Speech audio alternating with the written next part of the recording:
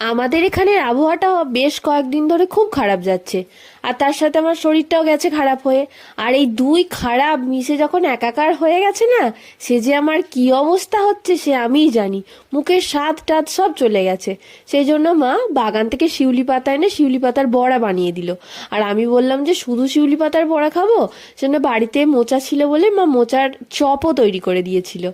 আর এই যে মোচার খোলাগুলো দেখছো না, এই খোলাগুলো নিয়ে কিন্তু আমরা ছোটবেলায় নৌকা নৌকা খেলতাম, ভেবে দেখো। তো অনেকেই খেলেছে, আবার অনেকে খেলেনি। তো এখন আর এগুলো তো হয় না, এই গরুকেই দিয়ে দেওয়া হচ্ছে। আর এই বেশ কয়েকদিন যাবত জানো তো আমাদের এই লঙ্কা গাছটায় প্রচুর লঙ্কা হয়েছিল, যেন কেউ বা কারা ভোরবেলা এসে লঙ্কা চুরি করে নিয়ে চলে যাচ্ছে। আর আজকে বাড়িতে কাকা এসেছিল, ওই জন্য মা বললো লঙ্কাগুলো তুলে কাকাকে দিয়ে দিতে, কারণ এত লঙ্কা একসাথে একেবারে তো খাওয়া সম্ভব নয়।